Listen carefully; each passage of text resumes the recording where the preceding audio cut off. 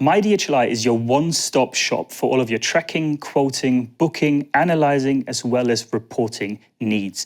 And in the following video, I'd like to take you through all of our available services, but most importantly, also show you some of the great features that were recently implemented into the myDHLi portal. As you can see on screen right now, I'm actually logged into the portal, and very obvious right from the start is the great world map that you see on screen right now. On here, you see all in-transit shipments at this moment in time, and they can actually be clicked into to show more detail about the specific shipments. And on the map, you also have a filtering options where you can filter down to the individual modes of transport. When we scroll down a little, we actually provide widgets, which are high-level information. For example, you can see the followed shipments, the delayed shipments, the last updated shipments. So these are tracking features. But if I scroll further down, I can also see analytics features, for example, the spend, or in this case, also the volume. Very important to note, though, everything you see on screen right now is customizable. So if I hit the little cogwheel and I'm only focused on the tracking features, I can simply turn off anything related to analytics and the screen will only focus on the tracking features.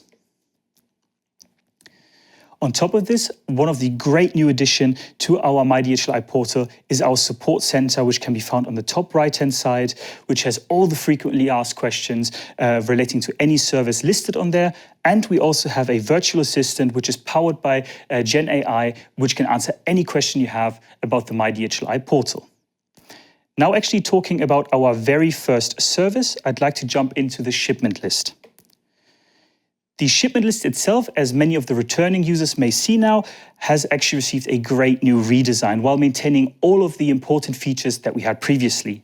For one, we have an elastic search right at the top where you can search for more than a single shipment by using a space bar in between. And what you can also see on screen right now, that all important milestones that you need to know are listed for each shipment. Anything that's indicated in green is currently on time. Anything that would be indicated in red is currently delayed. And all the important milestones are listed. And for the ones that are currently grayed out, we always provide an estimate as well. But once these have been achieved, we also update them with an actual.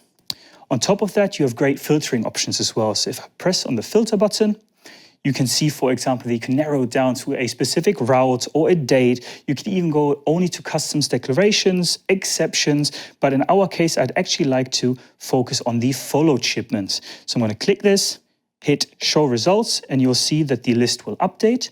But one more thing I'd actually like to show you in here is that I can add even more information to this view. For example, I'm going to hit the little cogwheel and I'd like to see the vessel names. Once I've selected it, you can see that for all of the ocean freight shipments, I will now see that the vessel is Delaware Express.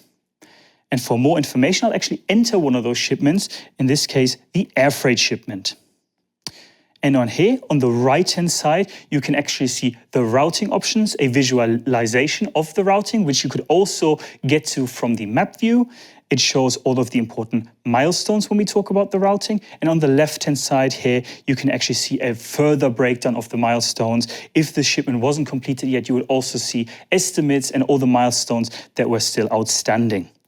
We also list any exceptions, so you're always kept up to date with any exceptions that have happened. And if you go further up using the tabs, you can find more details on the shipment, for example, the goods description, the weights and volumes. So these can all be found on here as well.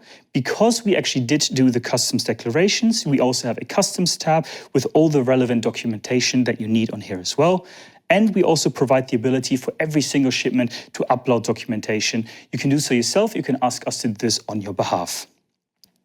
Now, actually going back to the portal, I would like to focus on our next service, which is the orders module, which is one of our more recent additions to the portal. And it actually is a service offering where we provide our customers with near real-time visibility of their orders or SKU level, while maintaining, on top of this, the same great features that we had in the shipment list. So we still have a filtering option. We have an elastic search. It's also very easy to use. And moving on from this, I would like to focus on two services that are somewhat similar, but very unique at the same time. So we're talking about the quote and the booking option. So within quote, this is actually a service for all of our customers that do not have contracted rates in place with us to create quotations and maybe even proceed with a booking. Whereas on the booking side, This is for customers that have contracted rates in place with us, where they can use their own rates to create bookings, and which are then kept on the screen right now. As you can see, these are all bookings that have been submitted yet. But we also have a draft page where bookings have been created but not yet submitted yet. So we do keep a record of that as well for easier use. On top of this, which is important to know, and a great feature, is that we have an address book. So you can actually save and reuse addresses. So the whole process of making bookings is much more simple and seamless than it was before. And you can also create notifications for all of the parties that are involved in these bookings and shipments that will eventually lead to them. Very important to note, you can also print labels and attach them to your consignment, and you can also print the manifest for your trucking requirements.